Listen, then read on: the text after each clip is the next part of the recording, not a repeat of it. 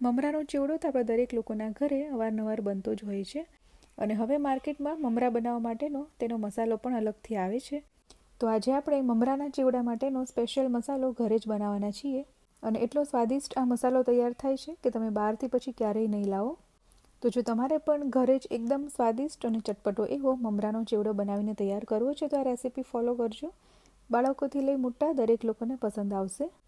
તો હું છું Nirali. Welcome to my channel Nirali's food world. તો ચાલો રેસીપી જોઈ લઈએ.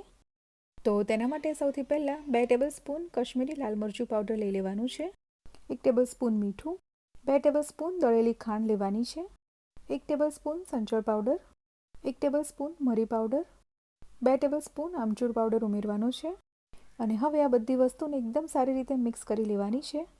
સરસ રીતે મિક્સ થઈ જાય એટલે એકદમ ચટપટો એવો આપણો મમરાનો મસાલો બનીને બિલકુલ તૈયાર થઈ જશે. આમાં ઉમેરેલા દરેક મસાલા તમે તમારા સ્વાદ પ્રમાણે વધારે કે ઓછા કરી શકો. તો એકદમ સરસથી બધી વસ્તુ મિક્સ થઈ ગઈ છે અને મમરાનો મસાલો બનીને બિલકુલ તૈયાર છે અને તમે સ્ટોર કરીને લાંબા સમય સુધી રાખી શકો છો. હવે બાકીના ઇન્ગ્રેડિયન્ટ્સ જોઈ લઈએ. તો 2 કપ અહીંયા મેં મકાઈના પૌવા લીધા છે, 1/4 કપ સૂકા કોપરાની સ્લાઇસ લીધી છે, અડધો કપ શિંગદાણા લીધા છે, મીઠા લીમડાના પાન લીધા છે, 1 લીલું મરચું, કલરફુલ ફ્રાઈમ્સ લીધા છે અને બટેકાનું છીણ લીધું છે. હવે કડાઈમાં તેલ પણ સરસ ગરમ થઈ ગયું છે. હવે જે ફ્રાઈમ્સ લીધા છે એને થોડા કરી અને ફ્રાય કરી લેવાના છે. ગેસને મીડિયમ ટુ હાઈ રાખવાનો છે. આ ફ્રાઈમ્સને તળાતા બિલકુલ વાર નથી લાગતી. એકદમથી તે ફૂલી જશે એટલે જેવી રીતે તળાય એવા તરત જ તેને તેલ નિતારી અને કાઢી લેવાના છે.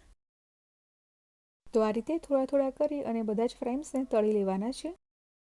ત્યાર પછી મકાઈના પૌવા તળી લેવાના છે. તો એને પણ થોડા કરી અને તળી લેવાના. અહીં અમે મકાઈના પૌવા ખાલી લીધા છે. તમારે જો સાથે ચોખાના પૌવા લેવા હોય જે આપણે બટેકા પૌવામાં વાપરતા હોઈએ તો એ પણ લઈ શકાય. એને પણ ફ્રાય કરી લેવાના. મકાઈના પૌવા આ રીતે તળાઈ જાય એટલે તેલ નિતારી લેવાનું છે અને આ રીતે થોડા કરી અને બાકીના બધા જ પૌવાને તળી લેવાના છે. હવે જે બટેકાનું છીણ લીધું હતું એને તળી લેવાનું છે. તો બટેકાનું છીણ પણ એકદમ સરસ રીતે તળાઈ જાય એટલે તેને તેલ નિતારી કાઢી લેવાનું છે.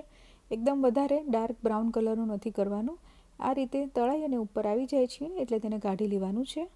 ત્યાર પછી મેં સૂકા કોપરાની સ્લાઇસ પણ ગોલ્ડન બ્રાઉન ફ્રાય કરી લીધી છે. શિંગદાણાને પણ ફ્રાય કરી લેવાના છે. મરચાં અને મીઠા લીમડાના પાનને પણ આ રીતે ફ્રાય કરી લેવાના એટલે ટેસ્ટમાં ખૂબ જ સરસ લાગે છે. હવે જે મસાલો બનાવીને રાખ્યો હતો આપણે તો એમાંથી અત્યારે થોડો મસાલો ઉમેરવાનો છે.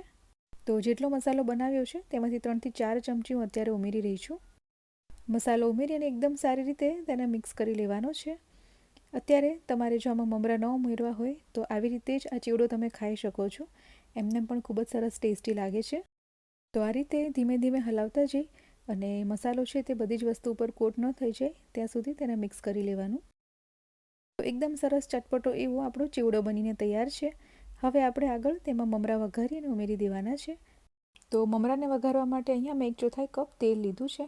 તેમાં 1 ચમચી હિંગ ઉમેરી દેવાની છે, 1 ચમચી હળદર ઉમેરવાની છે. ત્યાર પછી તેમાં મમરા ઉમેરી દેવાના છે. તો અહીંયા મેં 400 ગ્રામ મમરા લીધા છે. એ પ્રમાણે તેલની ક્વોન્ટિટી લીધી છે. મમરાને ઉપયોગમાં લેતા પહેલાં તેને એક વખત ચાયણાથી ચાળી લેવાના એટલે જે કંઈ પણ રચ કે કોઈ કચરો હોય તો તે નીકળી જશે.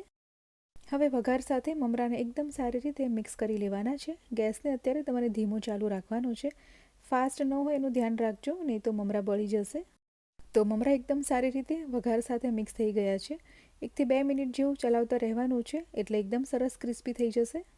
તો એકદમ ક્રિસ્પી એવા મમરા બનીને તૈયાર છે. ગેસને હવે બંધ કરી દેવાનો છે. કઢાઈને હવે ગેસ પરથી નીચે ઉતારી લેવાની છે અને જે આપણે પૌવાનો ચેવડો બનાવીને તૈયાર રાખ્યો હતો તેને ઉમેરી દેવાનો છે અને હવે ધીમે હલાવતા જઈ અને બધી વસ્તુને સરસથી મિક્સ કરી લેવાની છે.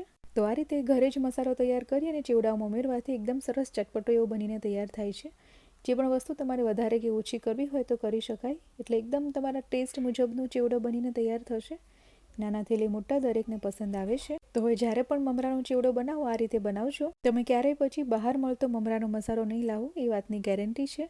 જો કોઈ પણ કારણોસર તમને મારી આ રેસીપી પસંદ આવી હોય તો વિડીયોને લાઇક અને શેર કરી દેજો અને નવી રેસીપીના અપડેટ માટે નિરાલીઝ ફૂડ વર્લ્ડને યુટ્યુબમાં સબસ્ક્રાઇબ કરી બાજુમાં આપેલું બેલ આઇકન પણ પ્રેસ કરી દેવું. તો હું નિરાલી ફરી આવીશ તમારા માટે સરસ મજાની નવી રેસીપી લઈ. ત્યાં સુધી બાય બાય, ટેક કેર.